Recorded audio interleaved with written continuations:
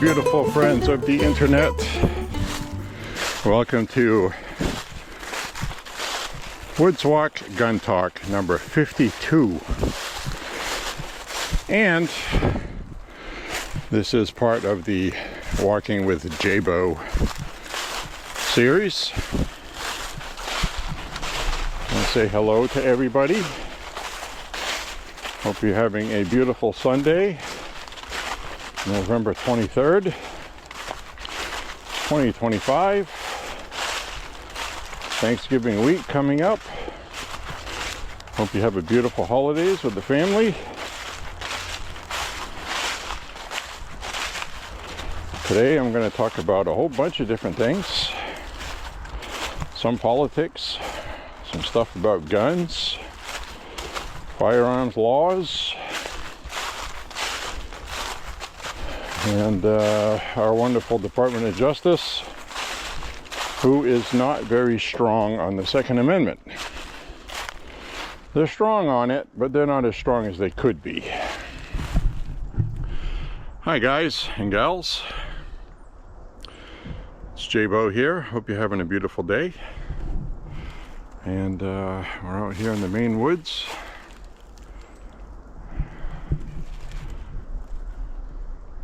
Beautiful out here today. We have kind of a hazy, cloud-thinned sun today. Don't think we're going to get much sunlight at all, to be honest with you. But I do want to put you out on my extendy pole.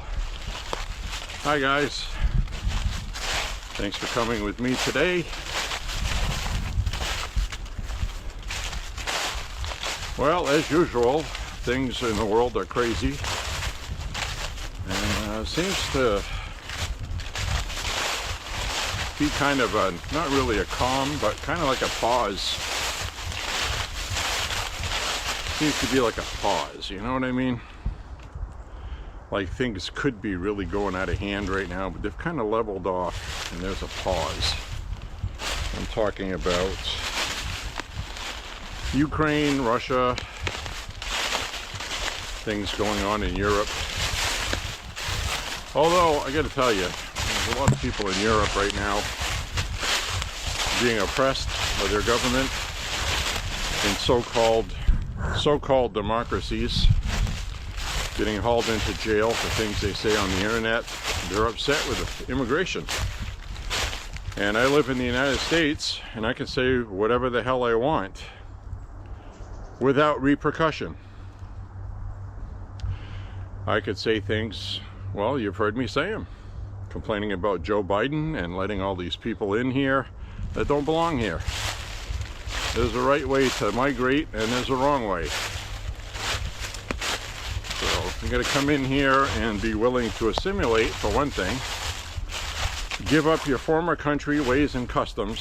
Swear allegiance to the United States of America. That is what the Pledge of Allegiance is. You go through naturalization. You go through the legal process of becoming a citizen. Takes a while. Can take up to 10 years or less. And it's a process. You have to care about it. It's the greatest country in the world. You can't just come here free and willy because you're escaping being prosecuted for being a rapist or a murderer or a child molester or something like that somewhere else and expect to be able to hide here. And get the free benefits of that. Now, England, they've been doing that, and their country is getting torn apart. The UK, Ireland, Scotland, they all have these problems with DEI, feel good, sitting around a campfire, kumbaya, saying all this stuff, you know, and if you say, well, you know, maybe we shouldn't be letting all these violent people in here. Oh, you're a racist. You're a bigot. You're a xenophobe. You're a this phobe. No, I don't want my sister and mother getting raped in a lavatory somewhere by someone that the justice system isn't going to prosecute. And you keep doing those things, and what's happening? People are very angry with the government, to the point where the government knows they have to change course, and I don't think they know how. It's too late. You have already destroyed your culture. The only solution would be to round all of these people up and do mass deportations, and quite honestly, I don't think we're ever going to see that in Europe, because the last time that was done, it was done by Hitler, and it was not a good scene, man. So there won't be a stomach for it. That's unfortunate. So anyway, I'm going to turn the camera around because there's some people up ahead. I'll turn it around back later. So we'll walk through here.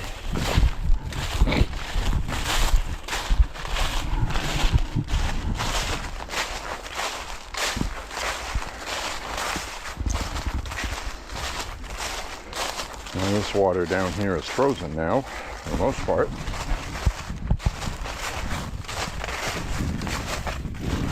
Get a little bit of it back. You remember this summer that was pretty much all dried up, but it still isn't flowing like it should. And you can see they have fixed that broken piece of wood that was here. So they come through here and maintain things. They do pretty well with it.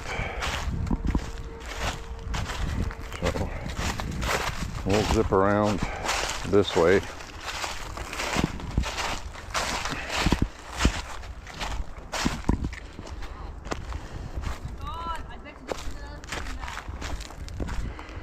And we'll cut through here.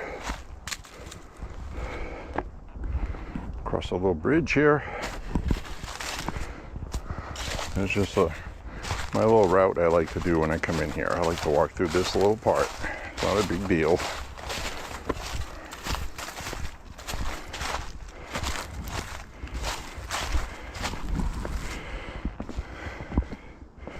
And this one here is getting a little, this one's getting a little bouncy. Starting to rot right there. They'll be replacing this one soon too. Hi.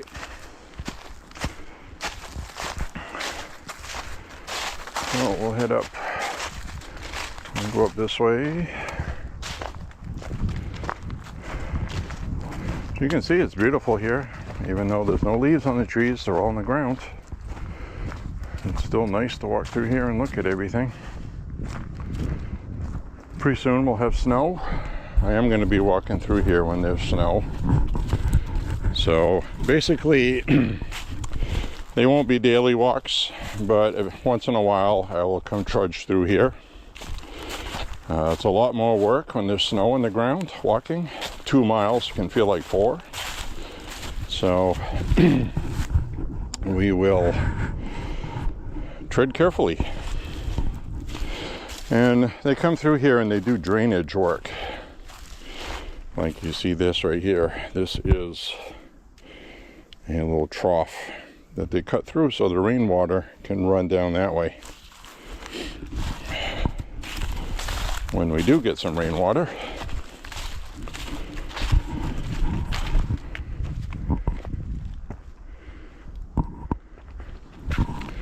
so it's pretty nice out here today nonetheless.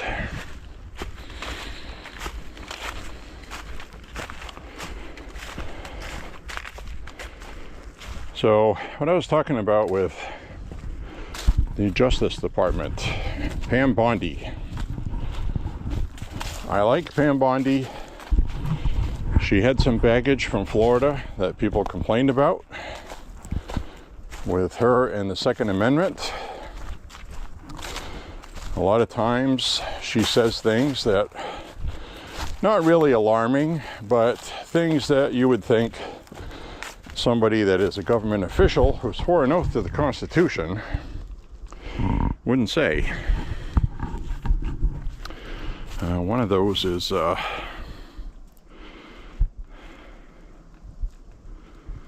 comments that she's made about free speech, which was actually Kash Patel.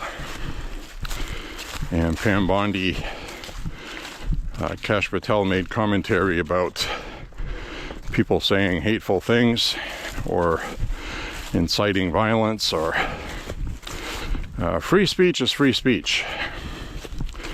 Period. It's not up for debate. I don't care who's in power. I don't care who I voted for. Kash Patel should know better than that. Pam Bondi, she is not as, she wants to go after these bad people. She's good at it. But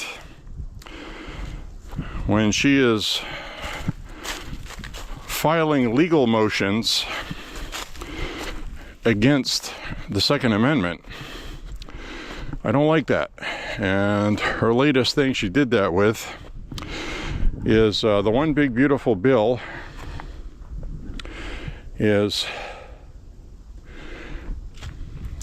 pausing.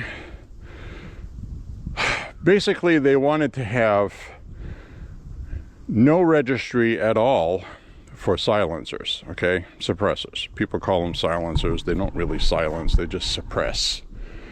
They make them quieter. They don't make them quiet. A lot of times you'll watch a movie and you'll hear pew, pew, pew, pew, like the gun's barely firing. That's not possible unless you get a really big can on it. But anyway, basically what she is arguing, and typically when you see the DOJ file something, it is to remove something another state has done or is doing. But this is the one big beautiful bill wants to remove people paying for a tax stamp, but you still have to register the suppressor. She's trying to get that removed so the government can collect taxes on that. So it's very bizarre. I don't like it. And her reasoning is that they believe suppressors can be a tool that can be used for bad things, which is why they want that done.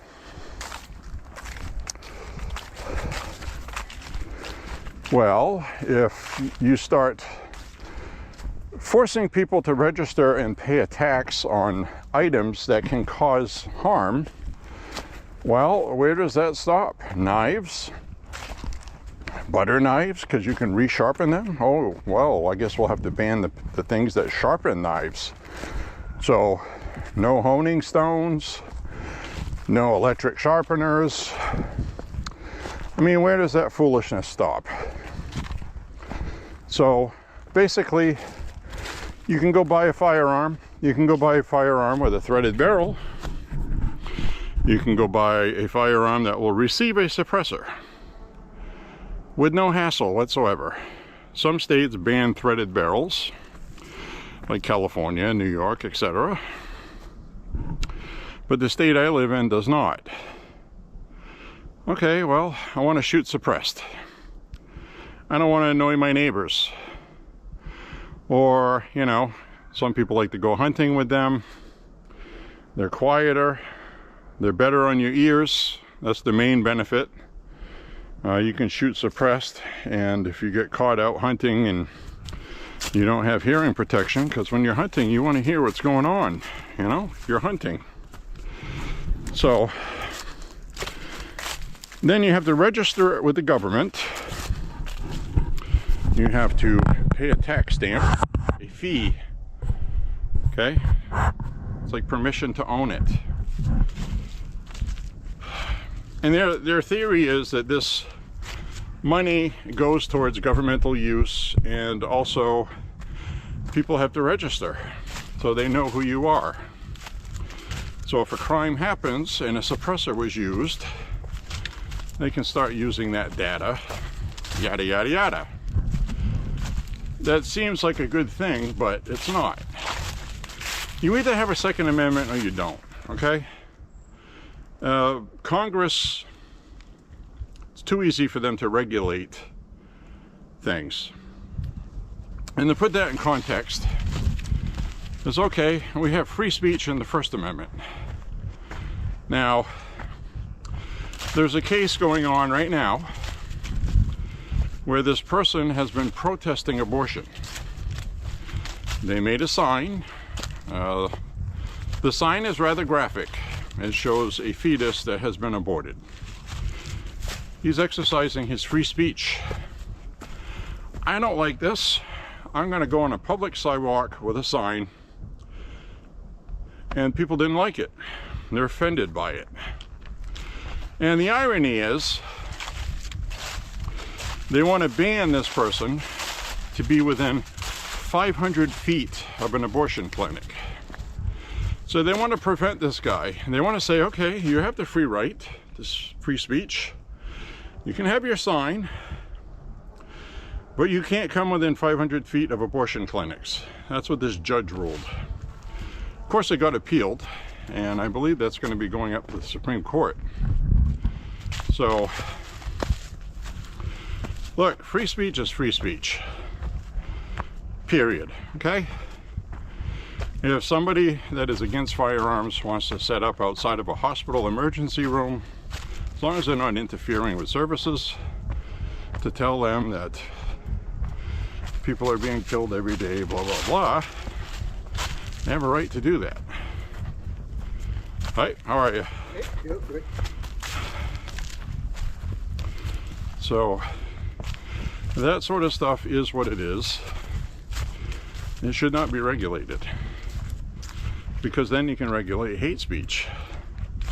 Well, I don't like what these people say about people of color. I don't like what black people say about white people. I don't like what black people say about white people.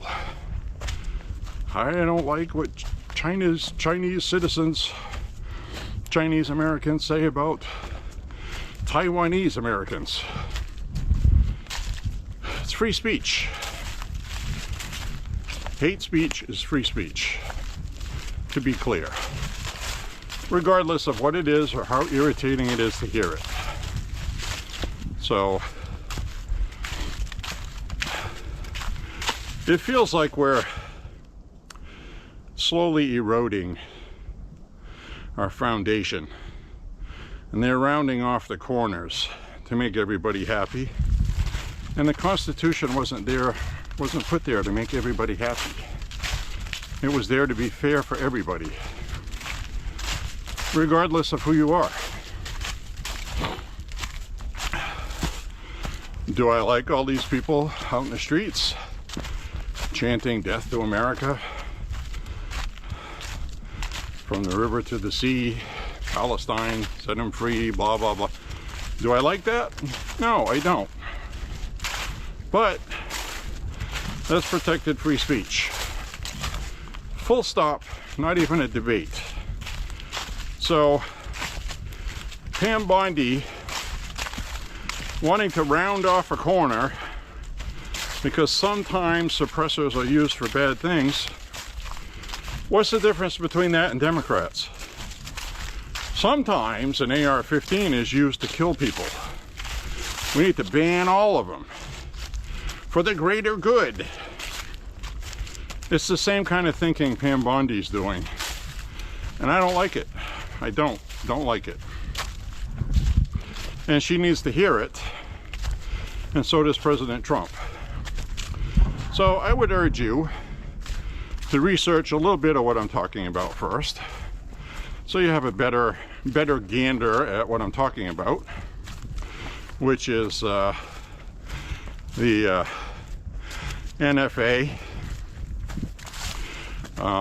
lawsuit against the DOJ, which is National Firearms Association. And so we have a lot of these watchdog groups, pro-Second Amendment, holding them accountable. So if you can, I would also advise you to donate to any of these people. NRA, maybe get a membership, even though sometimes the NRA doesn't make people happy. Gun Owners of America, I think, is better than the NRA. And the NFA. So, we need to protect our rights, basically. And it appears that at times we have everybody that wants to take our rights away, except us. So, you know, when they try to do that, we have to bark at them. Not maliciously, not viciously, like calling them names, and no, but telling them, this is not what I voted for. Don't do this. So, Trump supports the Second Amendment. Now, don't get me wrong. Pam Bondi supports the Second Amendment. I don't know why she's focusing on this one thing with suppressors. It's in the one big beautiful bill. I would hate to think that some sort of backdoor contact has been made with her and she's working in cahoots with somebody. I would hate to think that. Nothing indicates that to me with other things that she's doing. There's just something with her with firearms. She did this in Florida too. People got pissed at her in Florida. So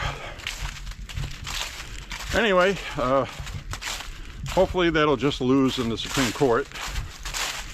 Congress passed the one big beautiful bill, and that is in it.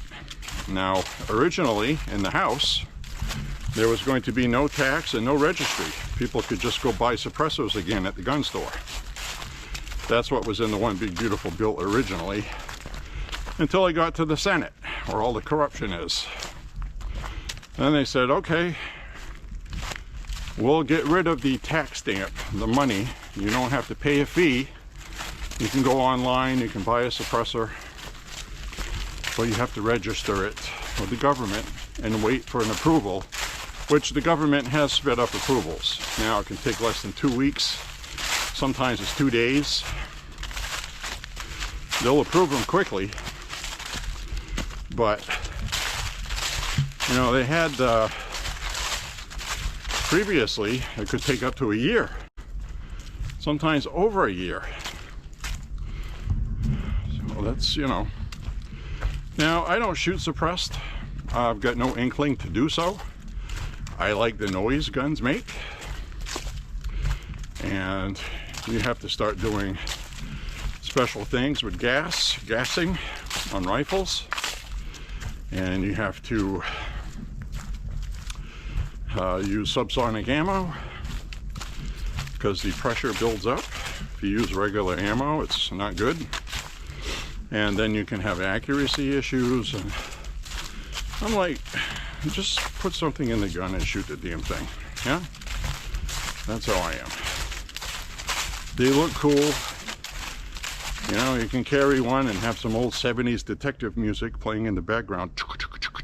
You know, ooh, I'm so awesome. But I'm not into that.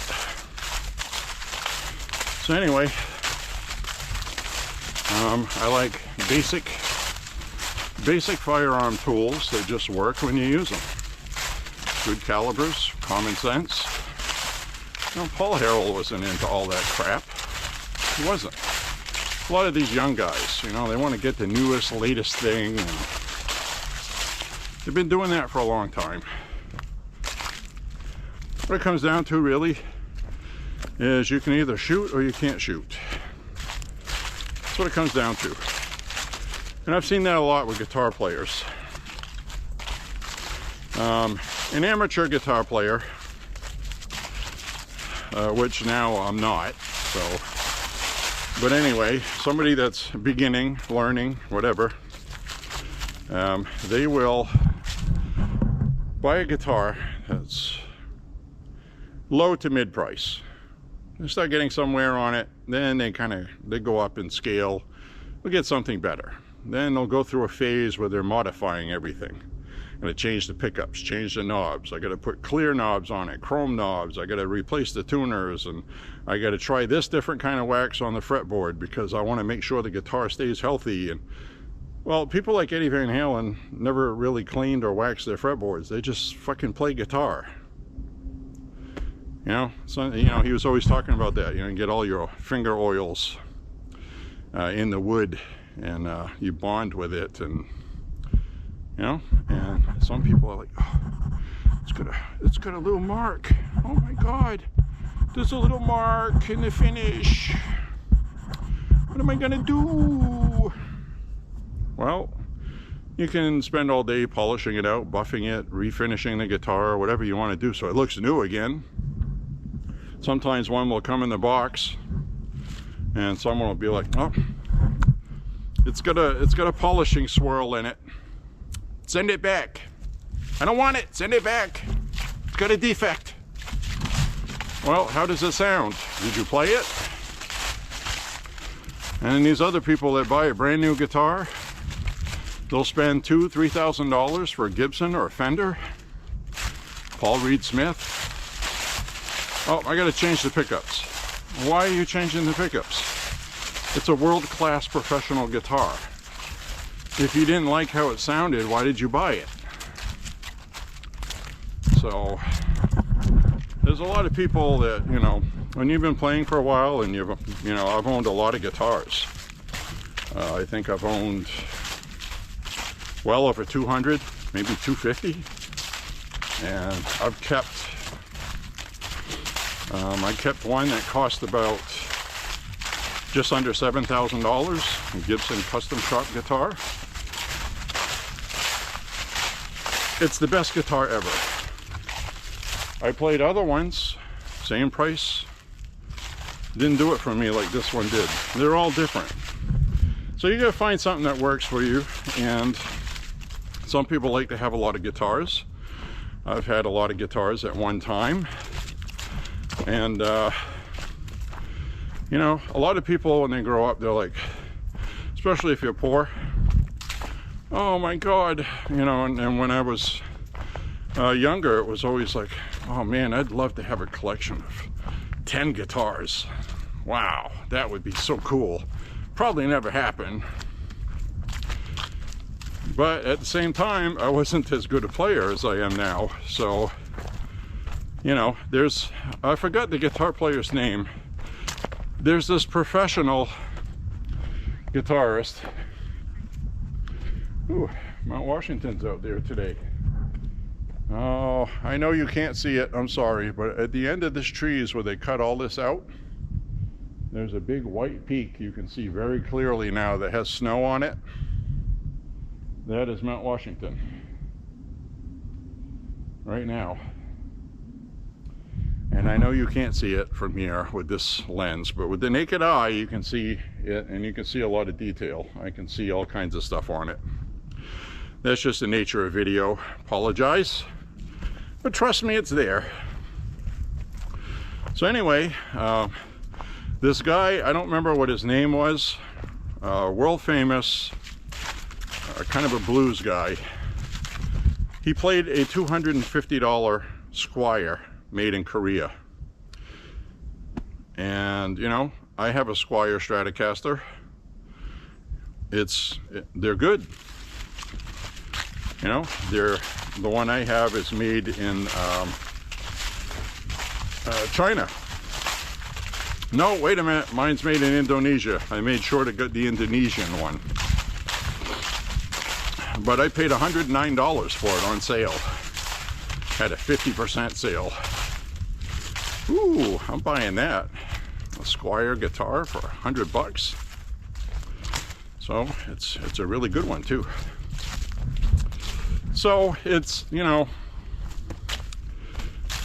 it's up to you. My favorite guitars I have are ones I made myself because I made it to fit what I like, what I was looking for a sound. So I like Stratocaster necks, but I like ones that are rosewood fingerboard instead of maple. It has what they call a warmer sound, but I just think it's the sound isn't as crispy as you are with maple, because maple is very hard and you tap on it and it resonates instantly. Ding, ding, ding, ding. Rosewood's more of a thump.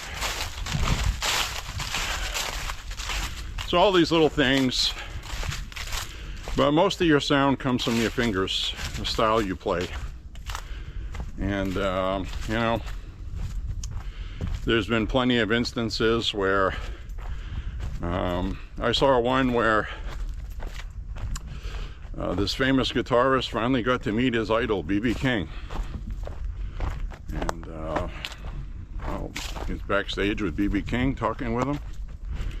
And he was like, you mind if I, you know, B.B. King and Lucille, you mind if I play a couple notes on it just to try it out? He's like, yeah, sure, go ahead.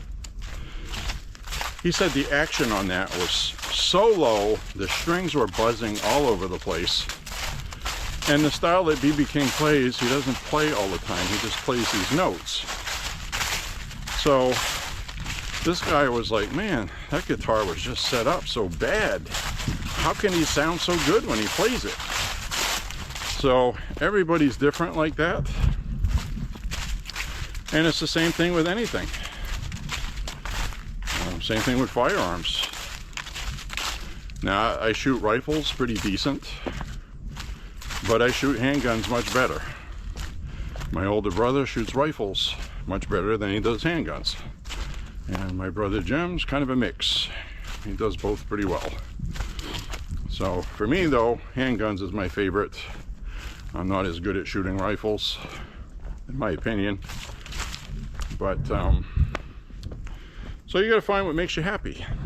A lot of people love AR style rifles, and I'll tell you right now, a lot of reason why people like AR rifles is because they're highly customizable, which is why I just went through all this guitar stuff. So you got a lot of people that don't spend a lot of time at the range. They bought a low to mid-priced AR-15 because they are affordable and they're fun, they do the job, nothing wrong with that. But one of the benefits of the AR-15 is you can highly customize it. You want to make it pink and black, you want to make it lime green and purple, you want to make it all white, you can do all of that stuff. So you can even get a new upper, change the caliber. It's pretty ingenious. They're highly customizable, in other words. There's thousands of parts you can buy for it. Custom triggers, custom this, custom magazine release buttons, blah, blah, blah. It's endless. Mini 14s, which is what I love, they're not very customizable. But I don't care about that. I care about a rifle that shoots well, runs reliably, is accurate, and does what I want it to. That's what I want. And so it's up to, you know, what you want. Say the same thing with 1911s. They got all these fancy looking ones. They look gorgeous, very expensive. And you can get as much fun out of a $380 SDS Imports T-Sauce. That's the beautiful thing with it. And it's the same thing with guitars. So while I love the really expensive Gibson Les Paul custom shop I have, it's fantastic. I actually had 2 other ones. I sold those other 2 because they just didn't speak to me like this one does. And I got what I wanted for them. So there's something out there for everybody. This is my point with everything. I've even seen, like I like hiking, for example. I like walking in the woods like we're doing now. Well, I started getting catalogs in the mail because I replied to a couple things online. So somebody used a cookie, and well, now I'm starting to get hiking gear flyers and pamphlets mailed to me unsolicited. One of them, there wasn't anything in it under $60. A friggin' water bottle to carry while hiking. Plastic bottle with a plastic cap. $59. I'm like, what? Windbreaker pants, button-down shirts. The shirts are $100 shirts. And I go hiking. I'm wearing $40 cargo pants, some leggings, socks, 4 different layers of clothing, which is probably warmer than the stuff they're selling anyway, because they got all this patented Thinsulate stuff and this patented insulation, and oh, you really want this catchphrase, patented name, insulation. No, people got along for hundreds of years just wearing layers of clothing. Does the same thing. So somebody wants to be cool and hip and get all that stuff to feel cool and awesome. It's like those people that ride bikes and, they put on the racing bike shorts that show everything about your anatomy. Then they have an ass pad in them, and you got to wear your little helmet, your goggles, and your riding gloves, and your tight racing sweat gizmo, top half, probably a bodysuit, and just get on your bike and pedal. Just ride the friggin' bike. So I guess what I'm saying is some people have it as a hobby, and some people have it as a passion with something they like doing. It's 2 different things. Now, I've often called my vinyl record collection a hobby, which I guess it is, but I get a true joy out of it, and I was liking that stuff even when it wasn't cool. Late 90s, nobody wanted vinyl. They couldn't give it away. Could not give it away. And I was living in Auburn with somebody. I had a turntable set up. I had my records. And I found it to be enjoyable. So it wasn't because it was an in thing I was doing it. It's because I enjoyed it.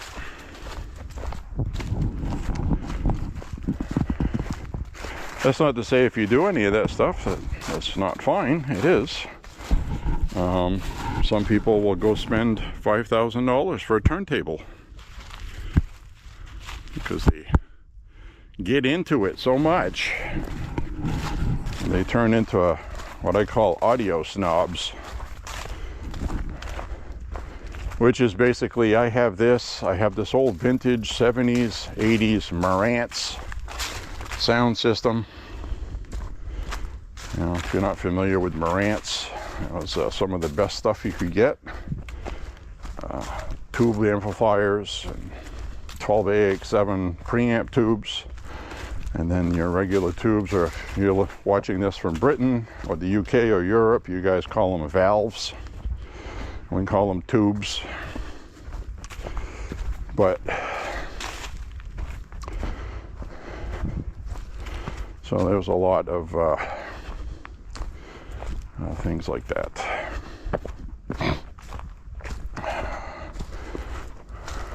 You don't have to have all this stuff to enjoy vinyl records, I guess is my point. As long as it sounds good to you.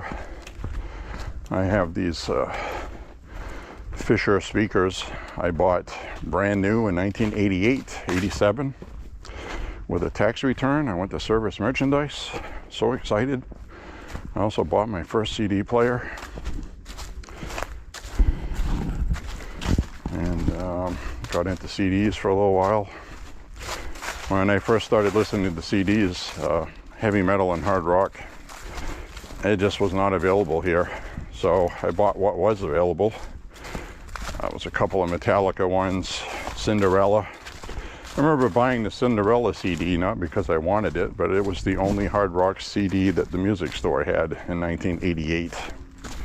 Here, anyway. So anyway, do what you love. And if it sounds good to you, then it sounds good.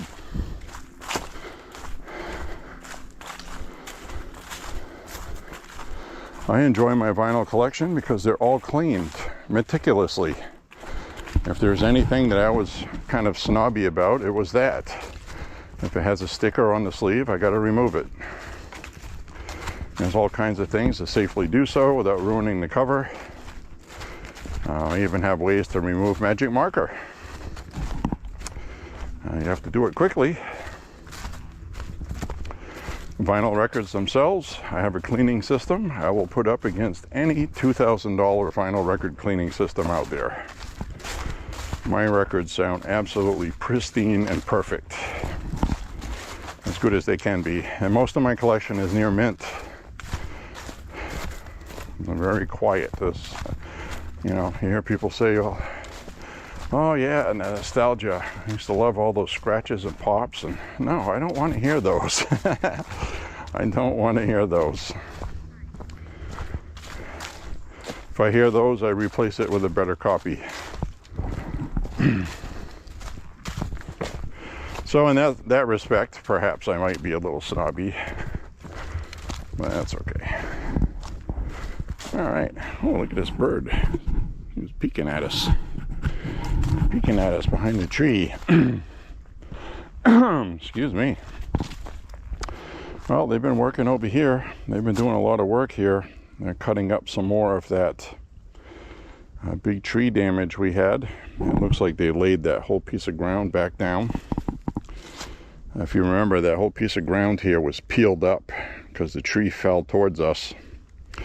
And pine trees just basically grow on the edge of rocks. They'll grow in 8 inches of dirt or a foot. So they pushed that back, finally. And that's the stump in question. And then they leave the rest of the stuff out here to rot. Little critters live in it. Woodpeckers will beat it up, take the bugs out. There's an example right here where a tree fell and you can see the roots. It lifted the whole roots up out of the ground. I've seen some of those 8 to 10 feet tall. Huge, huge.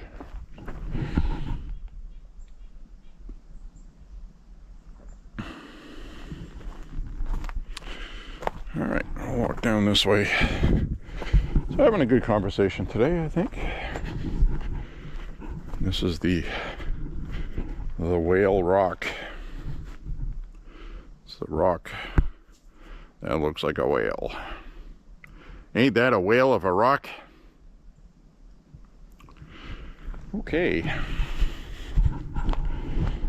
We'll head down this way. Now, I had uploaded a video to the channel talking about my back or sciatic nerve, and I kind of still can tell it's there, but it feels miles better than it did. Just taking 2 days off from walking. It's feeling good so far. We're halfway through this walk, so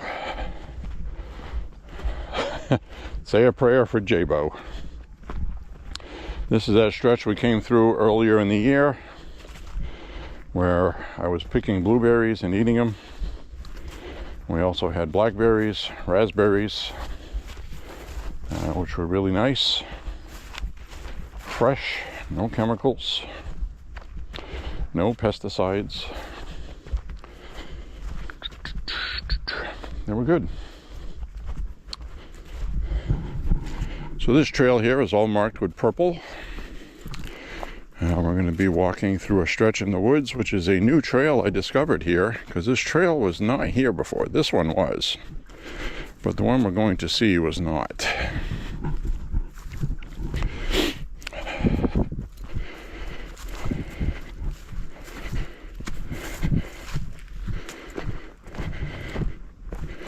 So we're going to follow the purple trail, the lilac, the lavender, whatever freaking color that is. It's a variant of purple.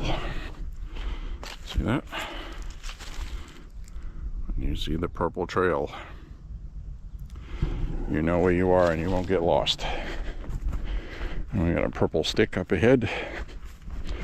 Sometimes you'll see purple painted on a rock like that. Follow the purple trail road.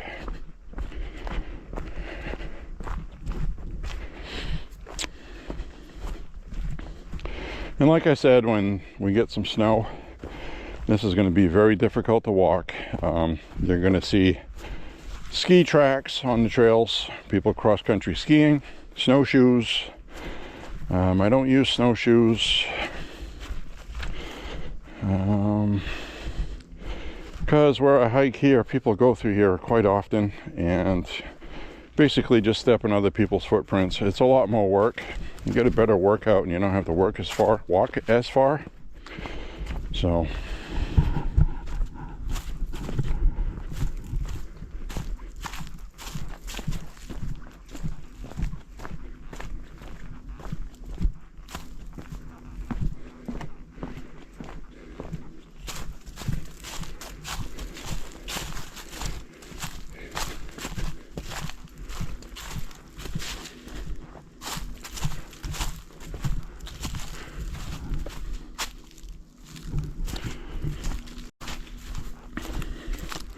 follow the purple, my friends, and we'll get to where we're going.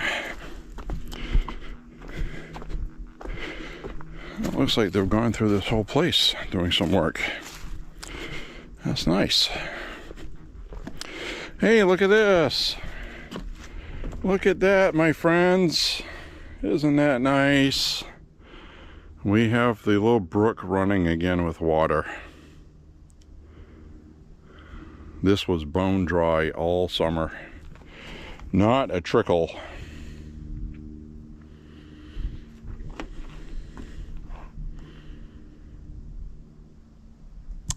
Very nice. Which means walking through here might be a little marshy in spots. I'll have to watch where I step. You can see it's overcast today. Upper 30s, about 37, 38. High temp today is going to be 40. It's been consistently 40 every day. I'm wearing my non-winter hoodie.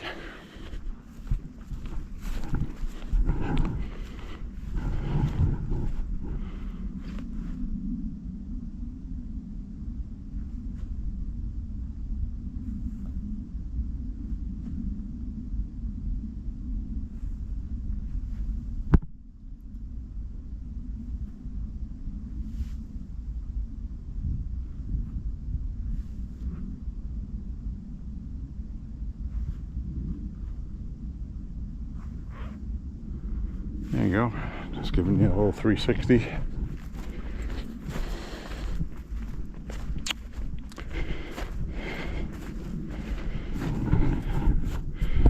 So, anyways, my friends, it's a nice day to be out here regardless. No wind at all, which makes it so much more better. More betterer. Like my English. So, yeah, I want to say thank you for all the subscribers I've been picking up. I don't know if I cracked the YouTube algorithm somehow, but I'm picking up 1 or 2 new subscribers a day. So hi, if you're a new sub. There's a lot of people out there right now trying to get healthy, and I just wanted to start walking to say that that's okay. You will have some physical ailments sometimes, like my taking a couple days off for a sciatic issue. Everybody gets those, even when you're young. They can be bothersome. But mainly, this is a Make America Healthy Again walking vlog. And I talk about things, whatever I want to talk about.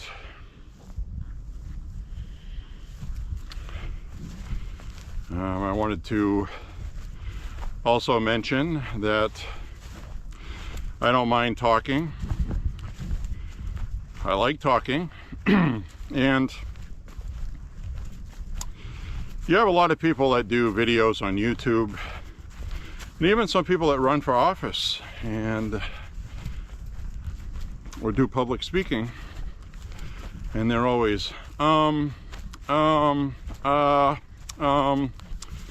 you know. So you'll notice I don't do a whole lot of that. That's mainly because I've got about 23 years experience in radio, and well, after a while you just pick it up and stop doing that. The best advice I ever saw was Rush Limbaugh. Rush Limbaugh said the reason why people don't pause, and they'll be talking, is mentally, that's giving you a chance to think about what you're going to say next. But at the same time, people don't want to hear all the time. So he said, just pause. Because it's not as long as you think it is. And what I just did right now is a good example. I could have just said, or what I just did right now is a good example. You don't need to have that in there. You can do it in your head. But really, there's no reason. And it's like your brain thinks that you have to go fast. You have to be right on it, or you're going to sound bad, or you're not doing something right. And it's okay to pause. Rush Limbaugh would just say, pause for a second, and then start talking. So it's pretty easy. So anyways, my friends, we're out here on this beautiful day in Maine.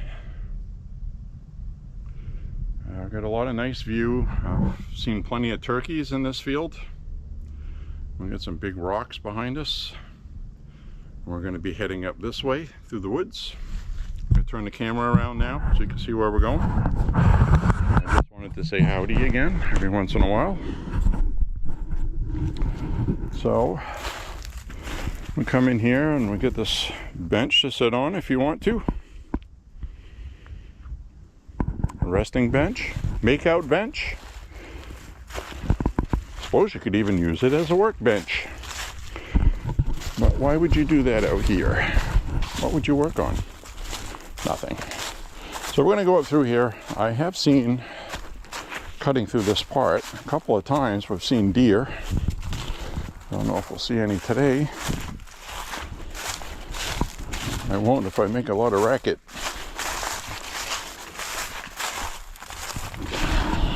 All kinds of sitting rocks out here.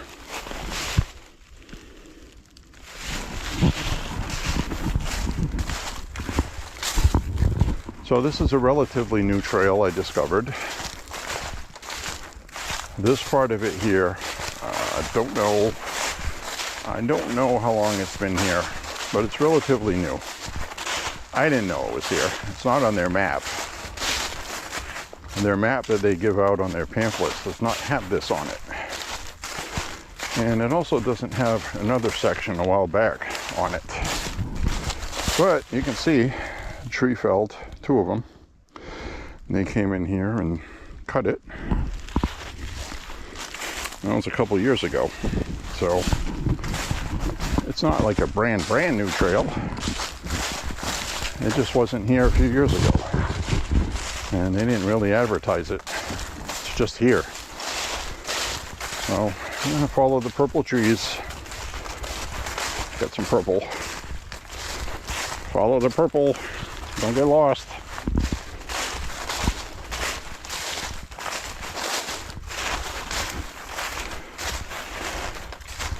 This is a good place to come frolic. Frolic through the woods. And I think this is gets used by an ATV. Kind of looks like it has ATV tracks. And go through here. There's a tree lying across it, so probably not. But there are some tracks there. So we'll walk across here. This is dry. Usually there's mud here. So it's kind of in between. It was nice to see that little brook running again. It's been dry all summer, not a trickle. And a lot of times you'll see ducks in there eating bugs and stuff. So the ducks disappeared someplace else. I'll walk up through this crop of rocks.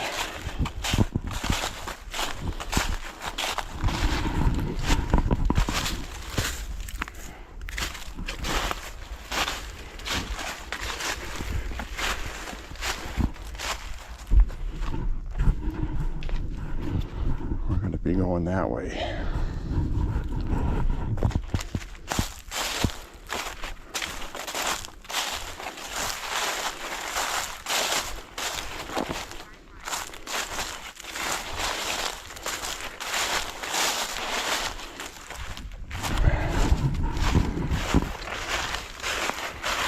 Down here is power lines that you can actually see on Google Maps off to the side of Thorn Crag, out that way.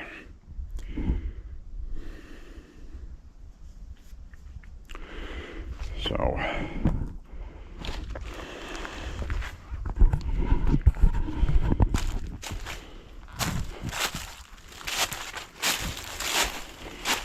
back up this way. Well, we're having a good hike today. I feel okay today. Can't say that much.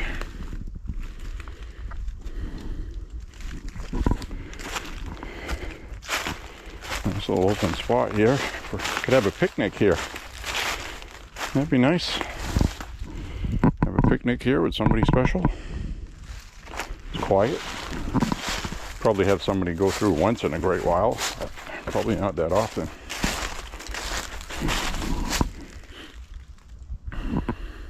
This fall, that view through here was beautiful. You could see that on the past couple of woods walks. So now we're going to go through this way.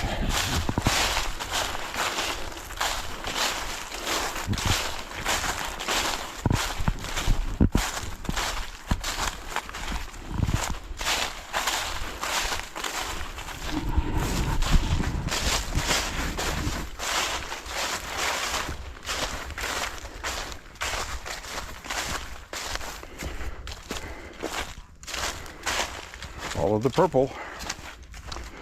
Oh, look at the size of this rock.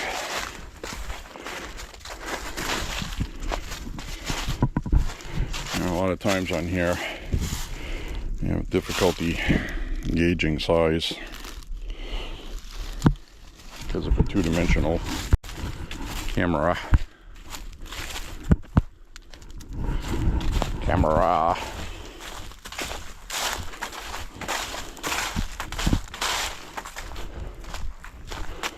So we'll go up here through the purple forest.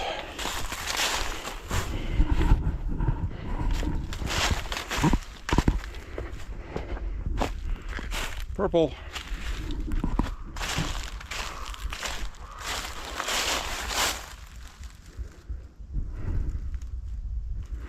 Something squawking out there.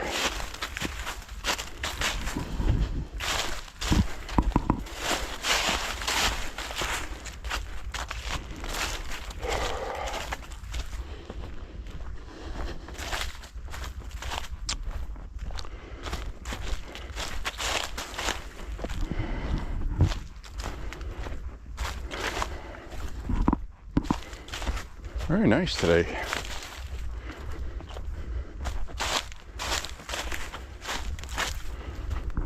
Purple.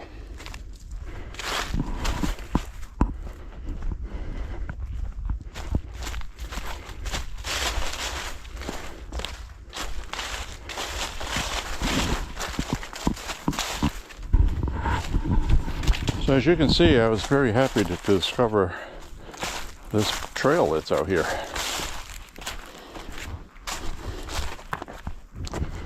Even have places to sit down if you need to. It's not an expert trail. Anybody could come walk this. And if you're one of those people that need to stop and rest, well, you got places to sit. You can park a can on one of those.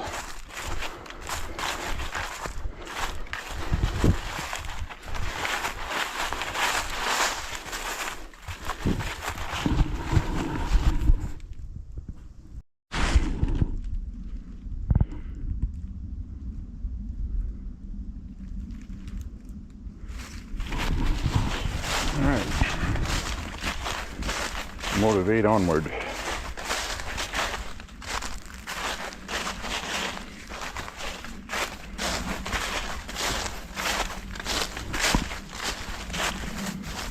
So I can definitely feel that taking a couple days off has been a great benefit. We'll see how I feel later this evening.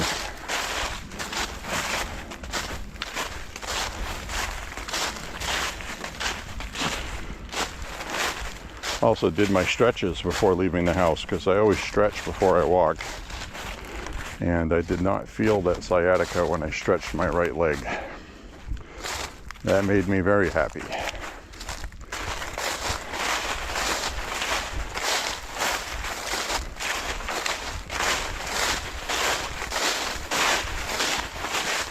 Because previously that was not the case. All right, got some purple on this rock up here. Noisy leaves. The other thing I did today as an experiment, it doesn't look like it's really needed, is I want to see how different the sound is. Because I turned off the automatic wind suppression. It's not windy today. We'll see how it sounds on the playback.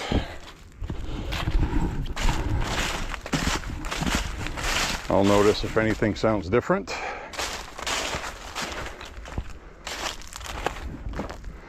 Or worse. I think that's why when we go to the range, firearms sound like they're suppressed in the movies. You don't hear the full bang. Might be because of that wind canceling. So I'll record this walk today, see how the leaves sound different, how the wind sounds different over the microphone while I'm walking, see if there's any volume fluctuations with my voice. I just almost rolled my ankle over on a rock under the leaves. That would be not good to sprain my ankle out here. That would be a long hobble back home.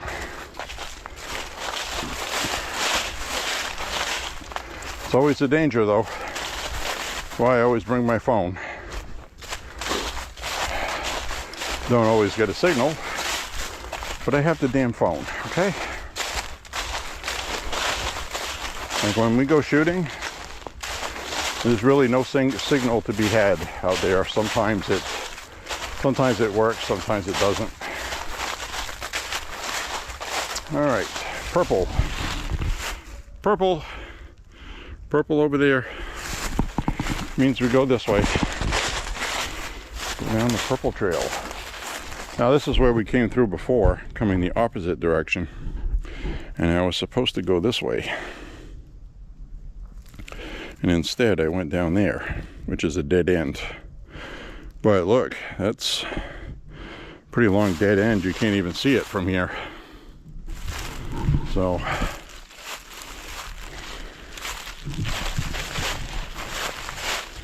Yep. It's a cool place.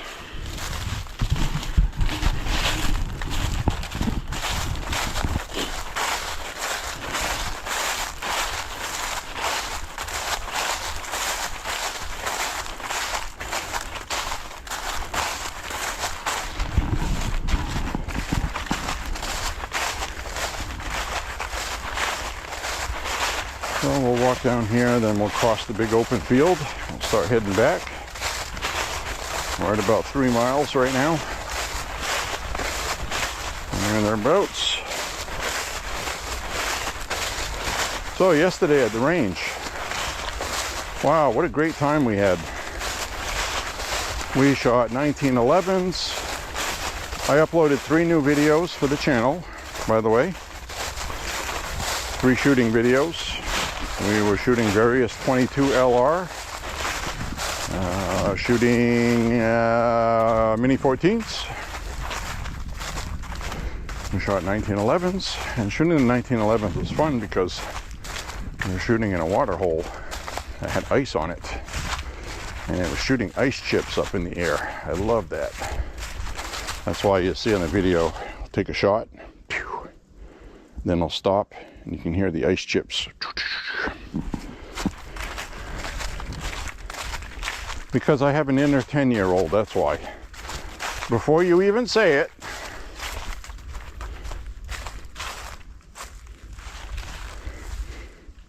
Wow, that's a little squirrel. Wow, he's running 3 million miles an hour. Cannot believe how fast squirrels run. My goodness.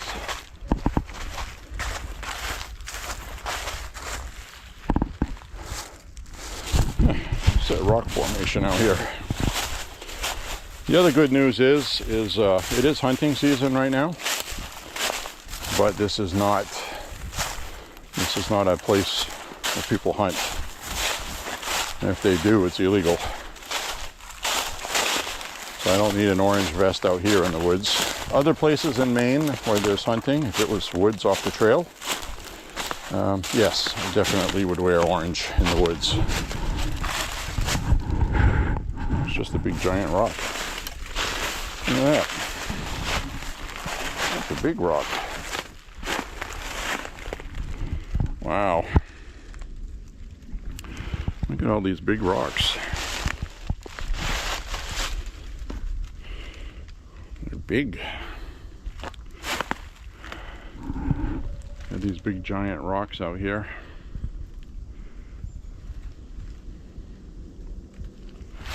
Did they fall out of the sky one day? Where did they come from? The most likely answer is they fell out of the glacier when it melted.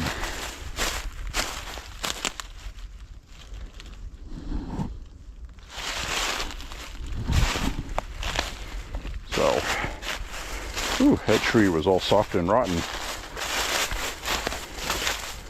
So all of this stuff rots and goes back into the earth, and it fertilizes new trees. Pretty cool. So we'll get back on the trail here. I just wanted to snoop. I'll just see what was down there. Now we know. And over here we get this. It's trying to freeze. It's got a thin layer, and you can always tell when it's thin because you can see wet water spots on top. It's water coming up from underneath. That's all going to be froze solid.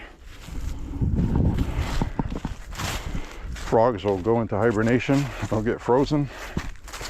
They'll dig their burrows. And they'll be there until spring. Isn't that crazy when you think about it?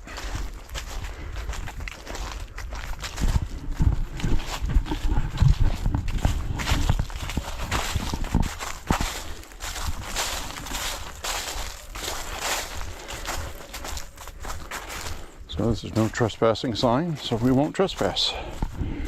We got a purple arrow saying the trail goes that way, the way we just came. So So we're going to go across here. This little bridge.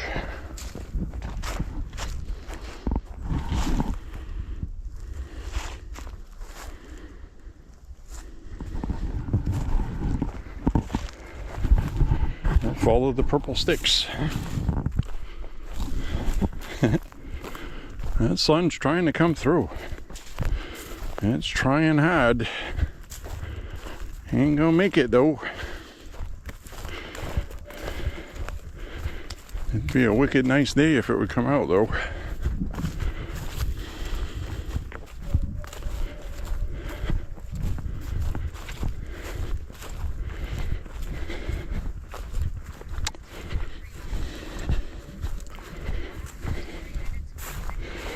And now, while we're in such a beautiful,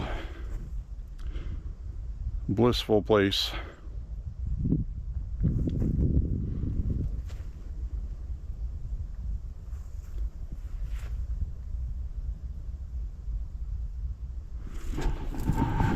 I'm going to talk about something that's difficult.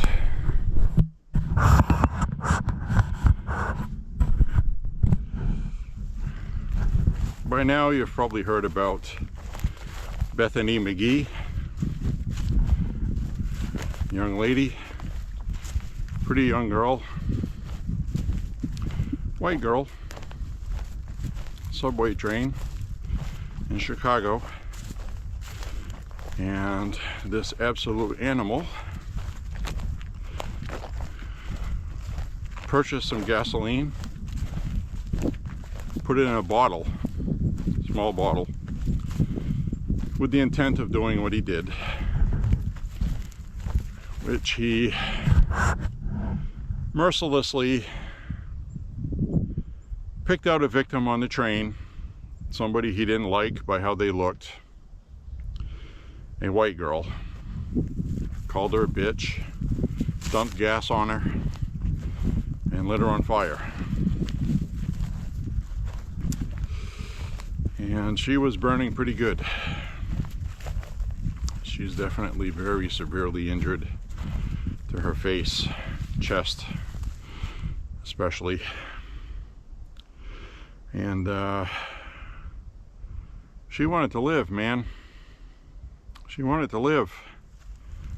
She dropped down on the floor in the subway car, trying to roll around to put the fire out.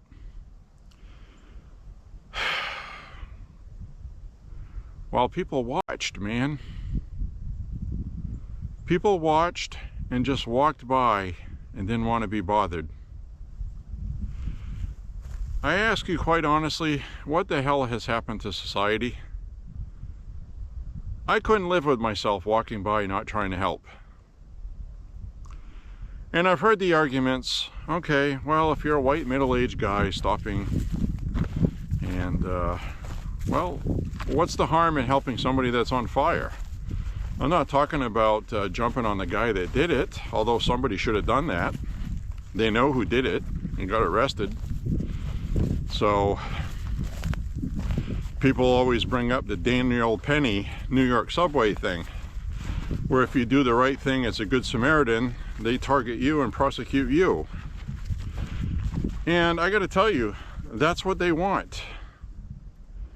I'm talking about these Soros-funded DAs, the police that are told to stand down by mayor, communists, socialists, like Brandon Johnson of Chicago. He's incompetent. That guy should not have any power at all anywhere. He doesn't know what he's doing. He's a socialist. And he just shrugged this off as an isolated incident, and it was really no big deal. Well, the internet's not happy with it. This is another instance of somebody charged 79 friggin' times. 79 times this guy was locked up for assaults, assaults with weapons, drugs, you name it, he's done it.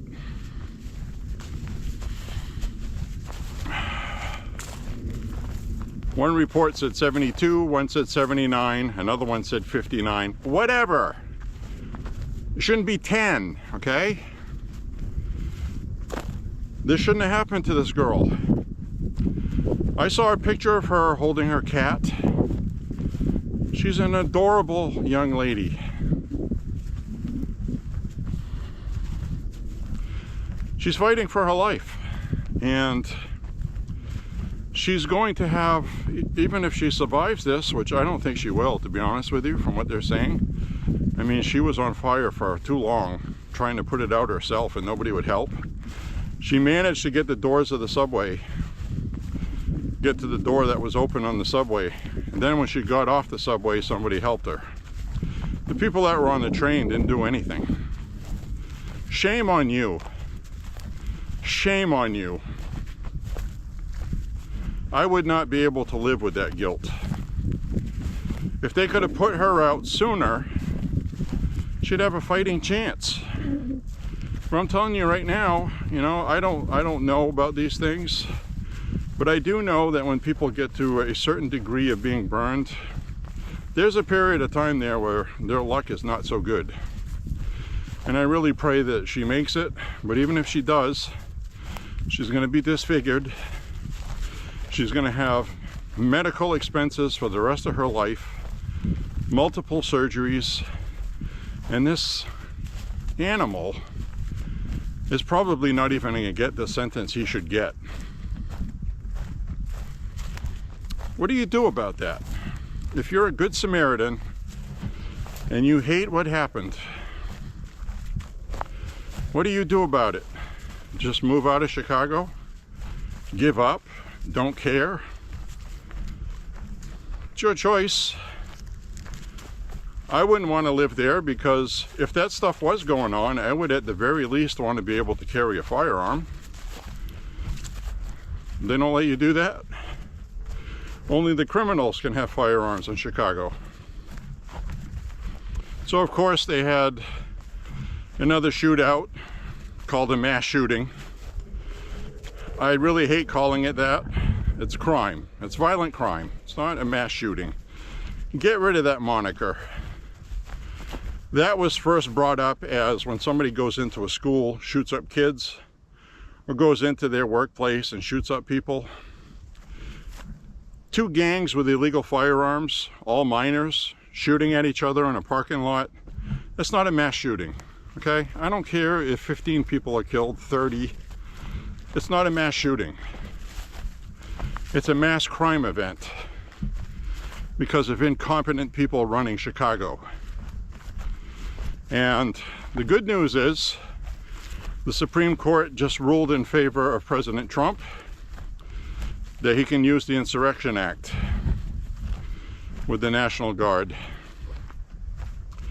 So all their lawsuits now have failed, and President Trump's going to do it. I know he will. He has to. So people of Chicago, hang on, help is coming.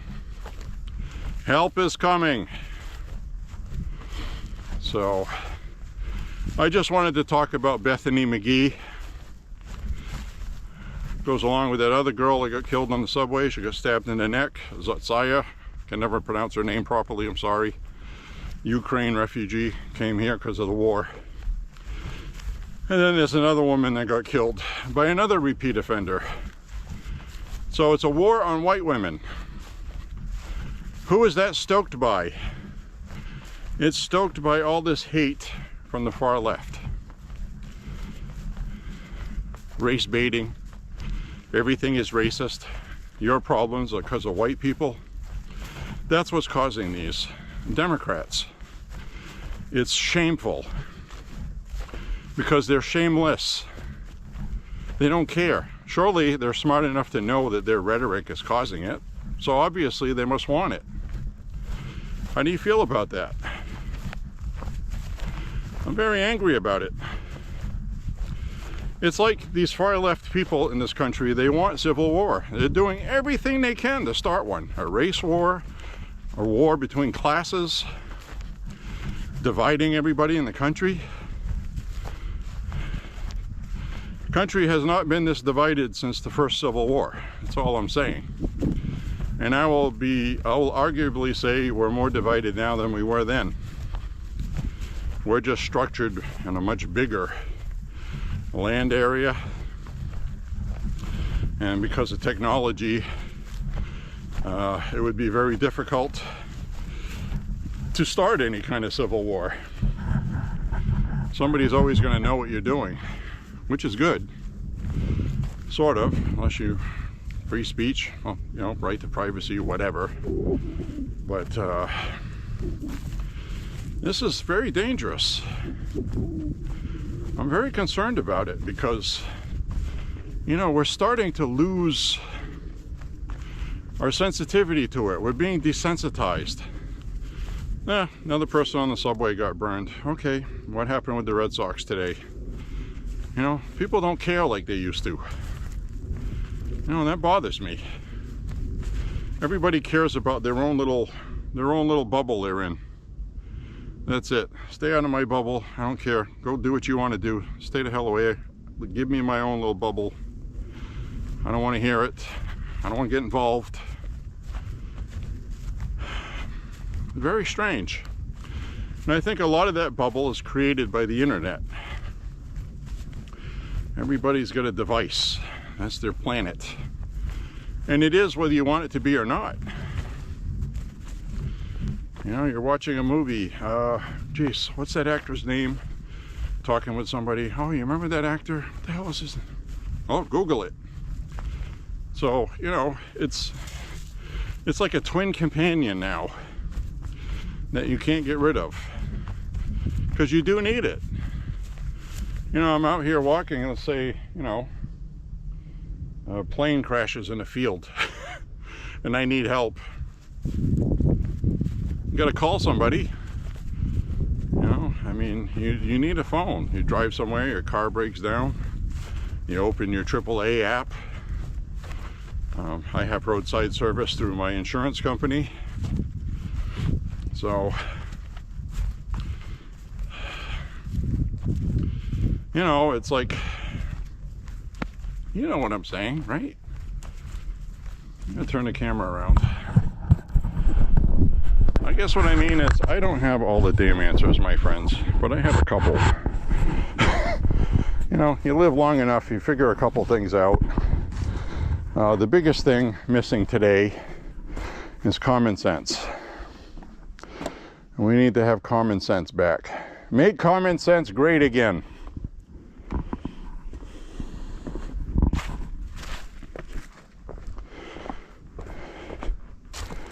Why is common sense great? Well, common sense says that if you defund the police, criminals will have more of an advantage. Maybe you don't want to do that. Mamdani's already walked back his commentary about sending psychologists to disputes in the home instead of the police, because he starkly realized, okay, well, I'm going to be mayor now. I want to have psychologists going into the home place when there's a domestic argument instead of the police. Okay, well, somebody could get stabbed, shot, knifed. People in a heated domestic argument don't want you knocking at your door. I don't care what your intentions are. They're going to be upset about it, especially if it's a man that's doing the fighting. So, not a good idea. It's not common sense. The other thing is, he said there was about 38,000 New York Police Department police officers. Are you going to go train all of them in psychology? Have them take their badges and guns off, leave them in the car? Go knock on the door of somebody that's threatening to kill his wife? No, they're not going to do that.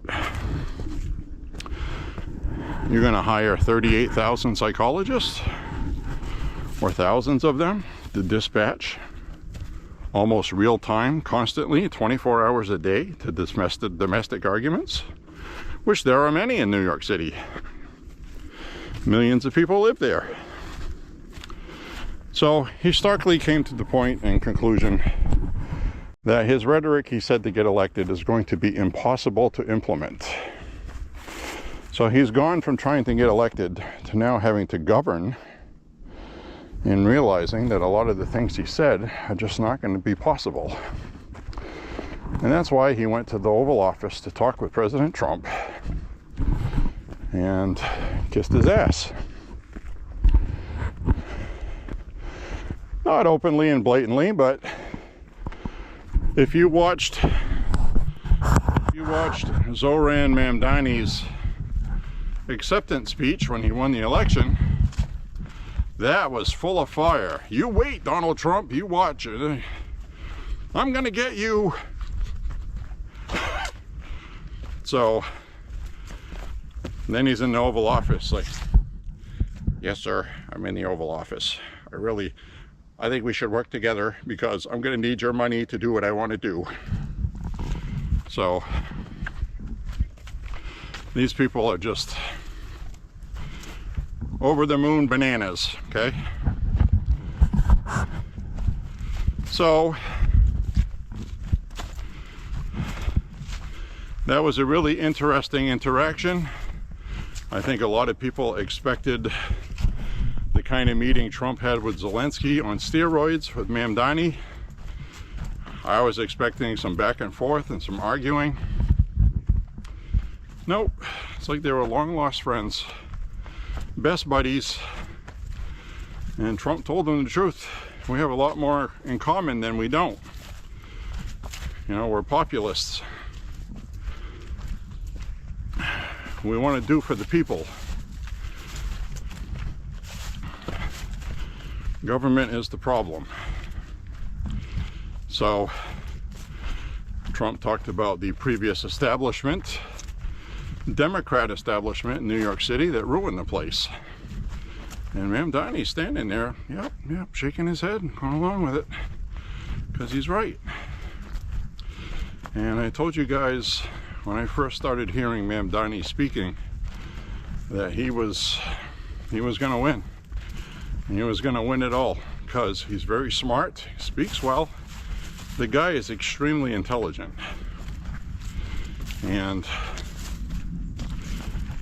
But at the same time, he's very good at selling what he's trying to sell. But a lot of people, if you use common sense, which is the theme I'm on right now, understand that it's not going to be possible. You know, President Trump said, oh, price of food, it's going to be easy. War in Ukraine over in a week. 2 days after I'm sworn in. It'll be done before I'm sworn in. We knew that wasn't going to happen. But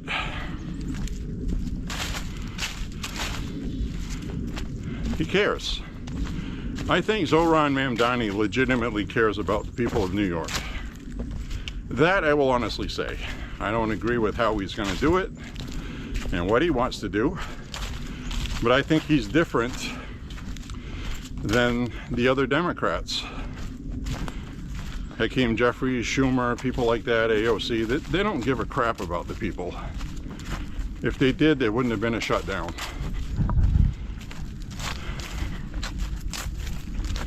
So, very interesting times. Now, Mamdani's either going to be good for New York and do some good things. I mean, I wish him the best. We have to have a good New York. It's been a problem in this country for 15, 20 years now. It had a brief spell, it was doing well. After a long spell of not doing well. New York City was facing bankruptcy in the 70s. Crime, rapes, murders. Pretty similar to what's going on now. It's just mismanagement. So they got some competent people and fixed it, and then ruined it again. Because once you get everything you want, that's when the corruption comes in. People take advantage of it. So it was interesting to see Mamdani with Trump, and you could see he was a little starstruck. He probably had an idea of what Trump was like a lot of people do. Then when you actually meet him, he's not that person at all. That's just all the hype, because all they see is images with gnarling teeth and blood dripping, and he's a monster. And then you talk to him, he's, oh yeah, look at this. I put this beautiful portrait of Roosevelt up. Look how beautiful that is. Check that out. Because I know he was a Democrat and all that, but he did good things for the country. You know, in other words, the country comes first. I think Mamdani was a little impressed with that. I think he was a little impressed with Trump, and I think Trump was probably impressed with Mamdani too. And because they talked with the cameras off, privately. Nobody has to throw daggers at each other to score political points on the news. Truth of the matter is, Mamdani won, and he's going to need President Trump's money, meaning tax dollars. He's going to have it, and the president can give it or take it away. If it's going to be given to New York and it's going to be wasted on stupidity, free groceries for everybody, stuff like that, then no. Don't give it to New York. We don't need government-run grocery stores.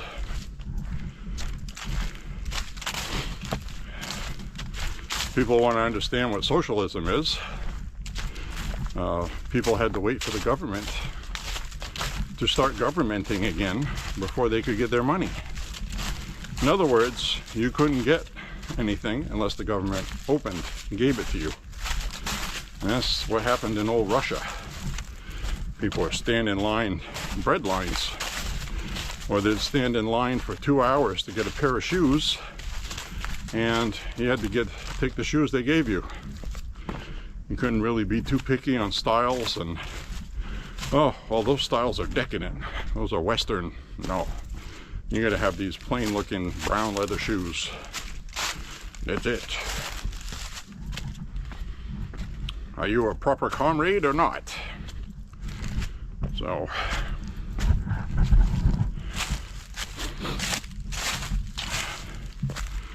we'll see what happens with New York City.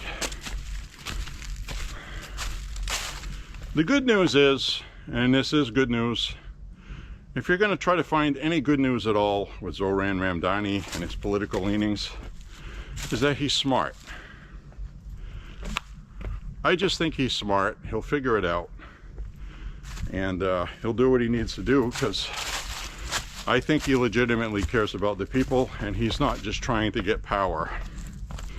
And that's the difference between him and other Democrats that I would not say the same thing about. And I can say the same thing about Bernie Sanders. I don't like Bernie Sanders. Personally, I don't think Bernie Sanders is all that intelligent. That's the difference. But I don't think Bernie Sanders is looking for power and control. I think he legitimately cares about people. I just don't agree with his politics and how he wants to do it. But Mamdani is intelligent, very smart.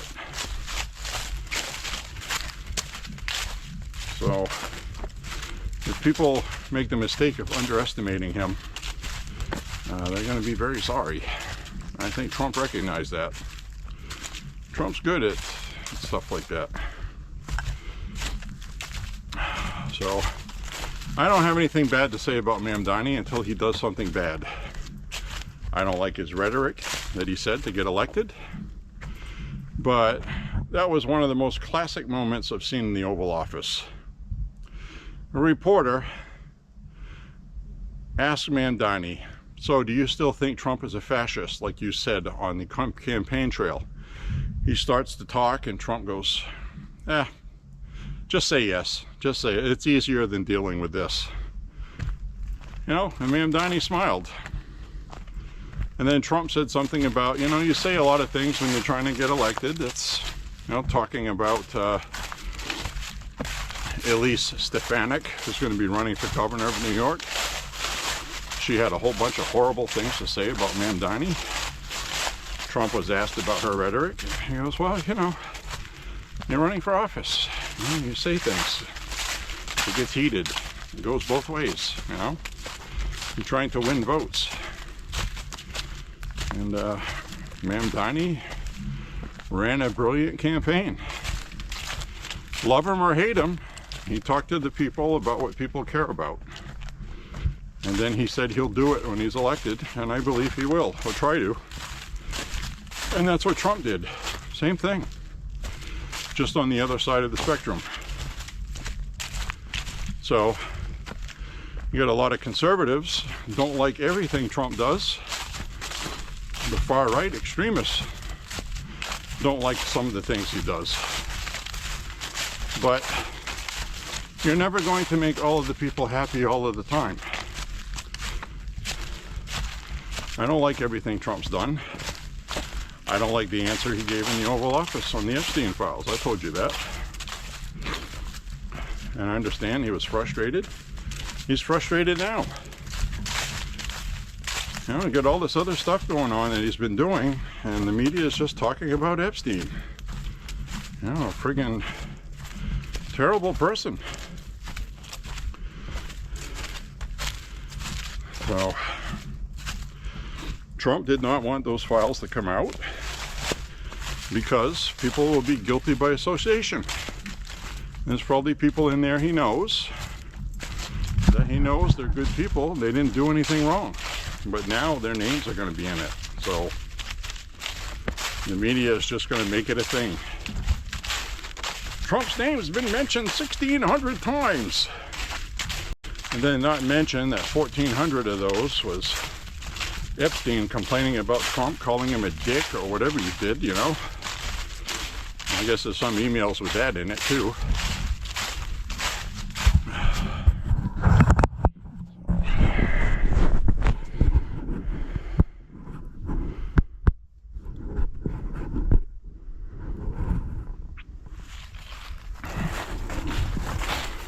Head up this way. Have to pop a new battery in soon. A fresh battery. I'm going to start winding up this walk. I'm starting to feel fatigued. I don't want to overdo my sciatic issue. We'll see how it feels later.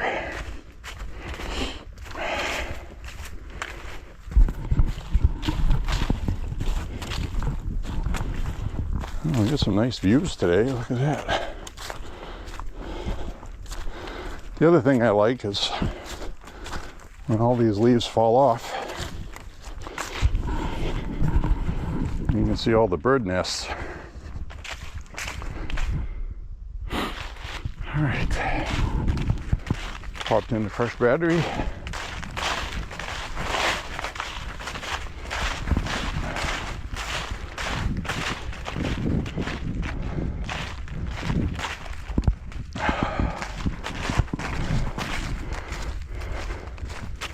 We'll take this route through the Shire today. We'll take this route through the Shire.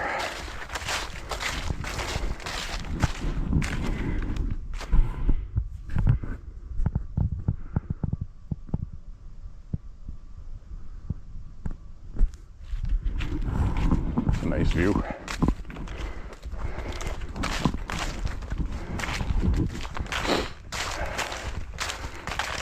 So I'm gonna wind my way through here.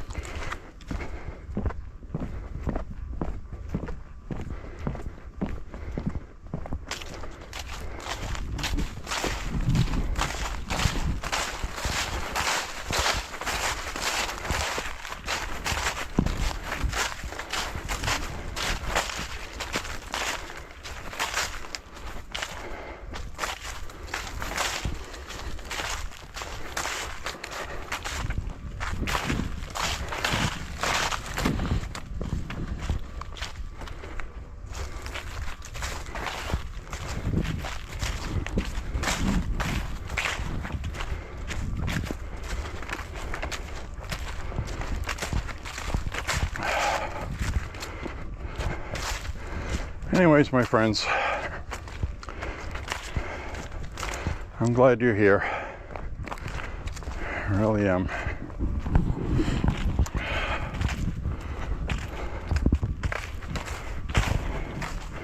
Now, yesterday's range day videos, one of the cameras I use uses a super view wide angle, and when I'm standing up shooting, you can see the barrel looks bent. Well, it also makes me look rounder than I am. I didn't care for that too much. Go through all this trouble to walk and lose 40 pounds, and then the camera puts it back on again. And I was wearing way too much clothing. My winter puffy hoodie on top of a long sleeve shirt, on top of a t-shirt. And that t-shirt was on top of another long sleeve shirt. And for walking, I would have been overdressed, but it was 25 degrees at the range. Now they've come through here and they cut all this grass. I told you they would, way at the beginning of summer. And what this does is it rejuvenates the ticks for next year. It mulches everything, helps the grass grow, and you know, this field right here in the summer, May and June, is an absolute tick fest. Just walking through like I am now, I always end up with at least one tick on me. I gotta pluck off my shoe. So that's a regular thing. May, June, and half of July, you'll see me checking ticks. I wear long knee-high socks. I see a lot of people walk through here in shorts. And, well, I suppose that's good because you can see the ticks on you when they're on you. But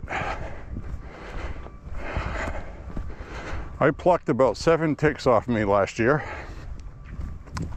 Well, this past summer, I should say, not last year. And that's a record. A lot of times I have none. 2, sometimes 1 or 2. But 7, I mean, it was ticks galore this year.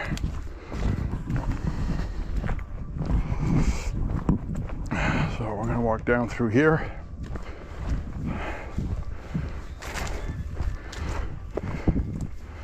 I don't see any turkeys today.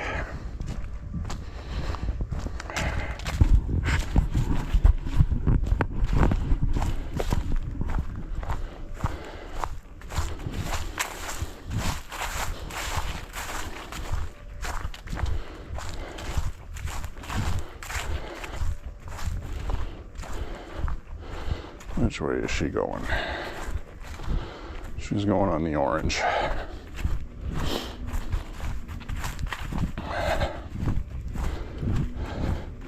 Hate it when people are in front of me. I'm gonna turn the camera around. Talk at you. So anyways, my friends, this is that area we saw a whole bunch of turkeys a couple walks ago through here.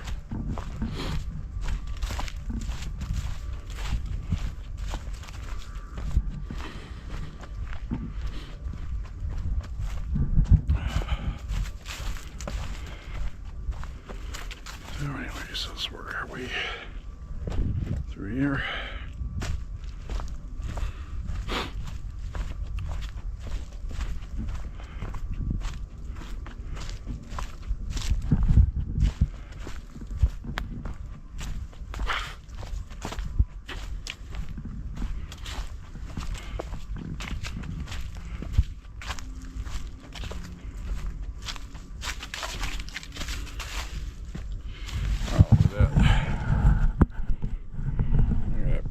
Chunk of quartz caught underneath the tree.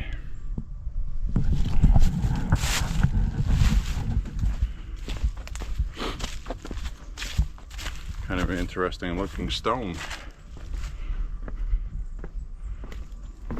across a little bridge.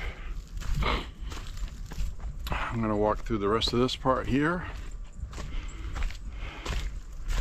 And we'll work our way out of the park. Sanctuary. This is Thorn Crag, not Craig, Crag. C-R-A-G, Thorn Crag Bird Sanctuary, run by the Stanton Bird Club. Free to the public. People respect it. They don't have their trash thrown all over. So I'm going to turn the camera around. Right now my lower back is starting to feel fatigued. Well, this is about the time for me to mosey my way on out of here.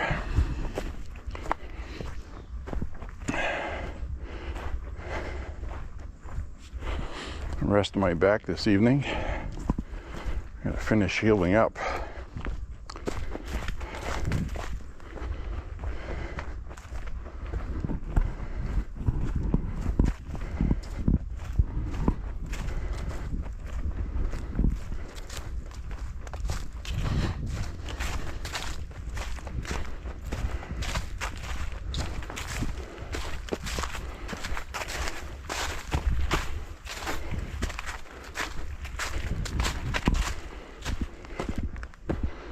This whole hill here.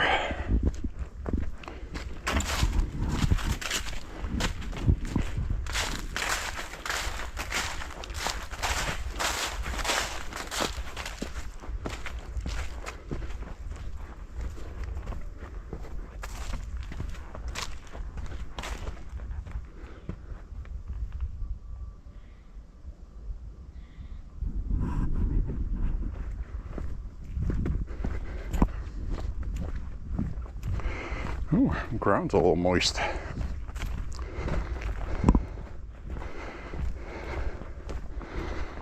That right here. See the ground where it's been wet with little divots? That is all where it frosted. Had heavy frost on it. And then melted.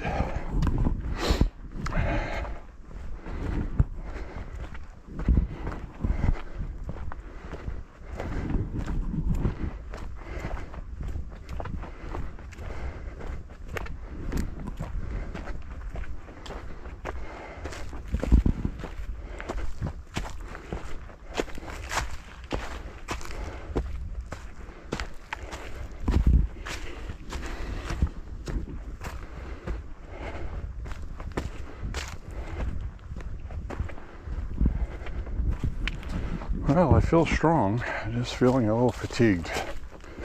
Muscles, not tired. My muscles feel like they need to rest.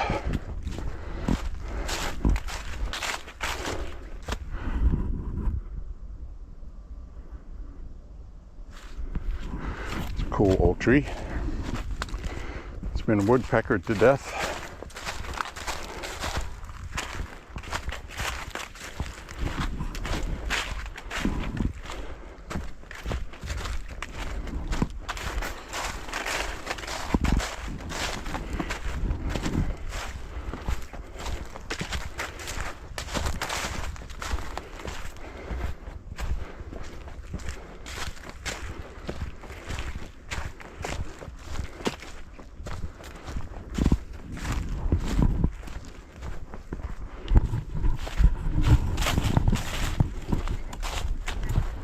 All right, we're at 4.5 miles.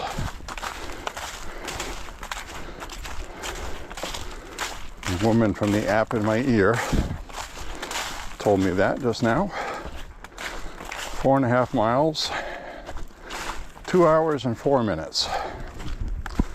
That is not a good walking time, but I am just as tired as if I walked 6 miles in the city. It just takes more effort to walk on trails and in woods than it does on a nice clean sidewalk. And it'll be even worse in here when we get snow on the ground. because it's like walking in sand on the beach.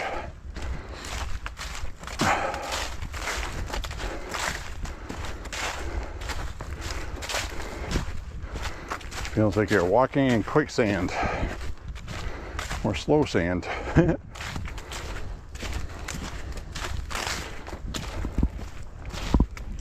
That's all right. We're used to it here.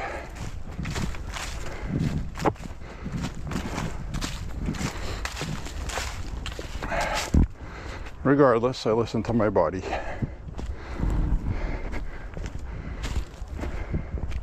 As this is a Maha walking vlog. Make America healthy again, especially for people over 50. See a lot of young people videos on YouTube, 20-mile hikes, 25-mile, then they sleep overnight, they do another 20, 25. Well, those days are long gone behind me, but I do about 40 to 45 a week, incrementally. So, it's okay. I'll have 10 miles less this week because I didn't walk 2 days, 5 miles apiece.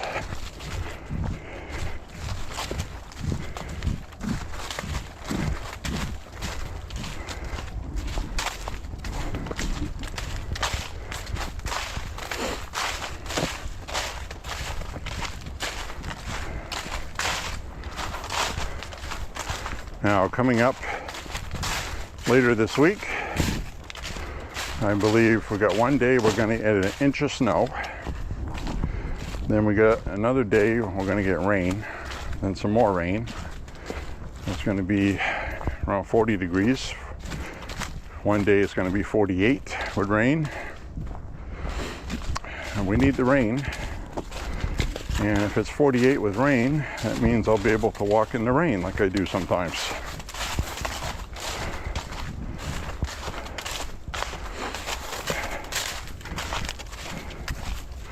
So it's all good. Weather looks okay for the next couple weeks anyway. But eventually we're going to get a big snowstorm. And then I'm just going to have to play it by ear on whether I walk or not. Because a lot of the places I walk, there's no sidewalks. And when you get all the snow on the side of the roads that got plowed by the city, the roads are more narrow and you have less room to walk with cars going by. And it'd be nice if everybody would slow down and be respectful, but we know that doesn't always happen. So I'm not going to put my life in danger for the sake of exercise. Now, a lot of people have brought up, well, then why don't you get a treadmill? Well, in theory, that's pretty good. I mean, it's better than nothing. But you have to get one that inclines. And it's not the same workout. Plus, like right now, I'm standing here looking at trees, looking at get fresh air. I get the elements. You know, what am I going to do? Walk and just listen to music? Watch the news? Watch a movie? It doesn't appeal to me, really. I'd rather just not walk. Start walking again in the spring or whenever the weather allows. Sometimes we'll get a winter thaw. It'll be in the 40s for a few days. We'll have rainstorms that melts the snowbanks. But the way it goes in Maine, realistically, we could get a big 1.5 foot snowstorm next week. And then we just constantly get bad weather upon bad. And I just don't walk again until March. That happened one year. 2 weeks into November, right about now, I didn't walk until March. Other times I walked almost all winter. So it depends. Depends on the weather. And lately it's been depending on my sciatic nerve. Because let me tell you, when that doesn't feel good, it does not feel good. Very debilitating. like walking like this and it hits you, you just automatically, this is what happens. You go, oh, and you have to wait for the pain.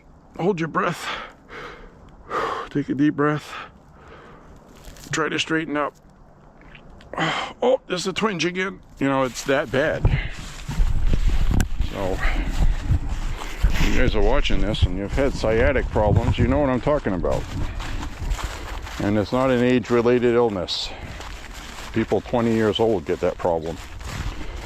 It's this nerve that runs down through your hip and your leg and your hip joint.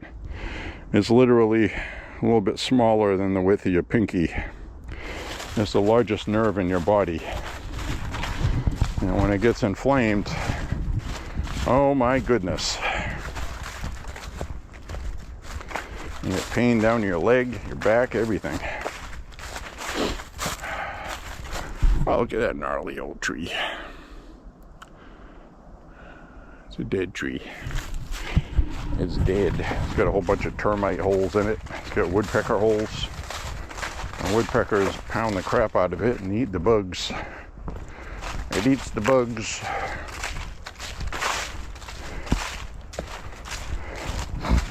So when I get back, I'm going to relax. Take a nice hot shower. I'm going to have some trail mix and some fizz, some sparkling water, maybe a ginger ale or cola and sparkling water. There's definitely going to be a coffee involved in there somewhere too.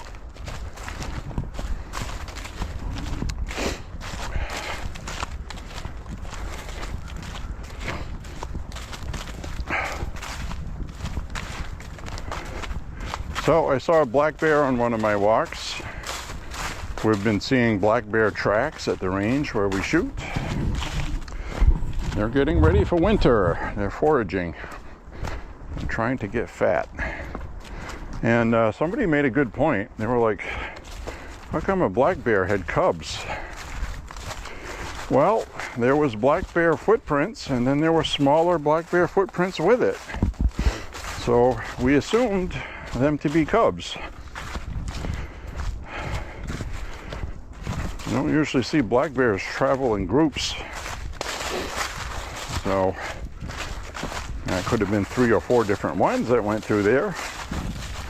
And 3 of them were small. But as far as bears go, black bears aren't very big to begin with. People think they are. You think a bear, oh my God, a black bear? You think grizzly, you know, or brown bear. Those things are huge too. No, black bears, they're about the size of a very large male raccoon. I've seen raccoons that big in Maine. A lot of people see raccoons and they're like, huh, you know, they don't look that big. But out in the woods, some raccoons are. My brother and I saw one time, and his back was the same height as the front tire on a car. Just to give you an idea. And that wasn't even him standing up, that was just walking. We had one up in our willow tree one time screeching his head off. He got chased up there by something. Things make a racket.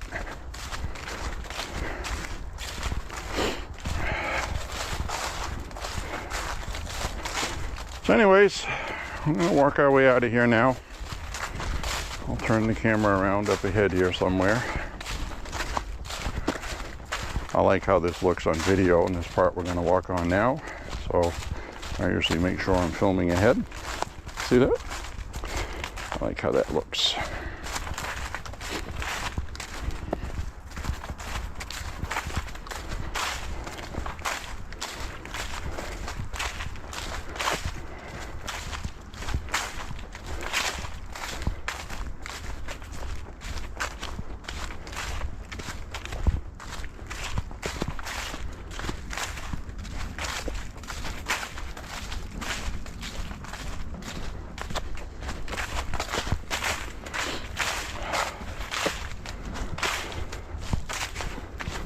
Alrighty.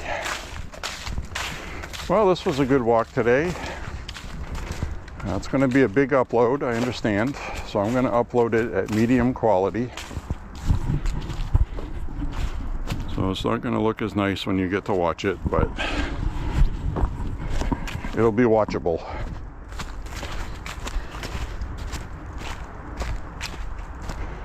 So we'll come down here towards the exit, turn the camera around, say thank you very much for walking with me today, walking with Jabo. Click like and subscribe, share the content, and we just hit the 5 mile mark in my ear. The Google lady told me we just hit 5 miles. So now I'm going to see how my sciatica nerve feels when I get back. And I want to say thank you for coming here with me. And like I said,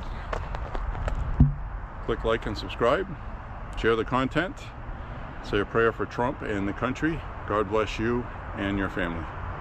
And if we don't talk or see each other before Thanksgiving, I hope you have a beautiful, beautiful Thanksgiving with your family or by yourself or whatever you do. See you guys later, everybody. God bless you. Thank you for walking with Jabo. We'll see you on the next walk. Bye-bye.